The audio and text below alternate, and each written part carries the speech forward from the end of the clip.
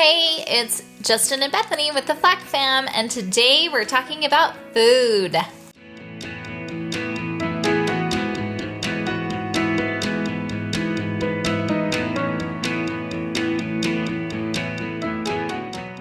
Let's face it, for a lot of us, food is one of the main reasons to travel. Not only do we love trying new restaurants and cuisines, we enjoy the time we get together to talk and hear about each other's days. When it comes to an all-inclusive resort, food is one of the main draws. Each resort typically has multiple restaurants to choose from, so you'll be hard-pressed not to find something you love. In this video, in no particular order, we're going to identify our 5 favorite restaurants at the Grand at Moon Palace in Cancun, Mexico. First, let's talk about Jade. Jade is a modern fusion of Japanese, Chinese, and Thai influences. It's located in the main building just off of the lobby. We love this place so much, we ate here twice. We ordered a little bit of everything, but some of our favorites were the lychee mocktail, shishito peppers, and wagyu beef. You get to cook this wagyu beef on a hot stone at your table. At the second time around, we all ordered the wagyu beef. It was that good. There were other items we enjoyed trying, like the passion fruit lemonade and the bamboo forest dessert. But we're going to be honest, we came here for the wagyu.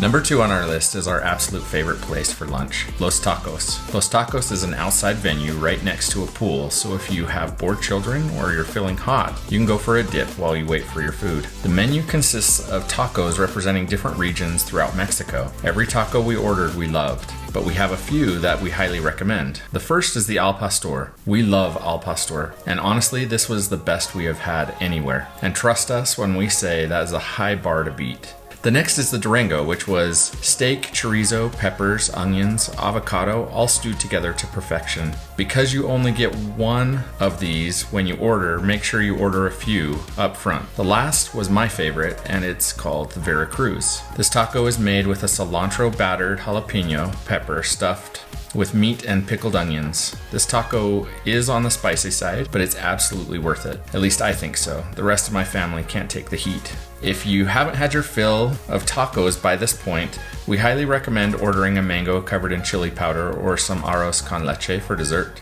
Eating here is an event in and of itself, so plan to make an afternoon out of it by enjoying the pool and trying a variety of drinks and tacos. Our third selection can be found on the lower level of the main building, down the hall from the bowling alley, and close to where you'll find the hidden entrance to the library from our video about hidden gems at the Grand. La Cantina is a cozy, laid-back, traditional Mexican restaurant with decor that gives you the feeling of being in an outdoor plaza with a live mariachi band playing through the evening. For appetizers, we enjoyed fresh-made guacamole with grasshoppers. However, only Justin knew that there were actually grasshoppers in there. None of us had any idea, and it really was good. We also had chips and salsa, melted cheese with chorizo and tortillas, as well as esquites. Regardless of whether you know what it is or not, trust us, it's fantastic, and you should look up a recipe for it. For our main courses, we enjoyed more al pastor tacos, of course, mole de olla, and a sampler platter with flank steak, chicken, chorizo, and cheese simmered in mole. We couldn't eat another bite, but that didn't stop us from having dessert, churros with chocolate sauce, and a fritter with lime cream. The mariachi band was amazing, and their singer had some pipes.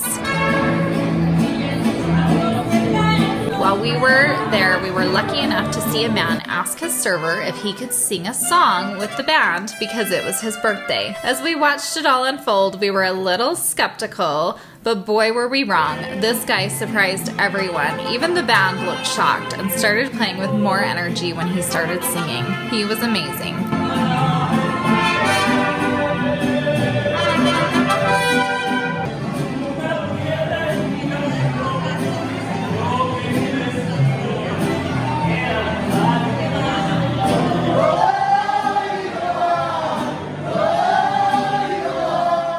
The decor of bright walls, ornate tile, old wooden doors, and Frida Kahlo paintings went together perfectly to create a relaxing, fun setting, only made better by the homemade tortillas being made in the lobby of the restaurant. Opposite of La Cantina is, I'm gonna slaughter this, Cielito, Lindo y Querido? Cielito, Lindo y Querido. We're Something probably like both. that.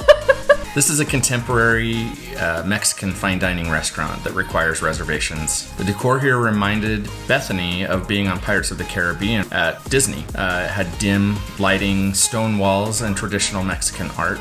Our waiter brought us an off-menu starter that Bethany at first thought was dessert from the looks of it. It was actually a quesadilla like none we've ever seen or tasted.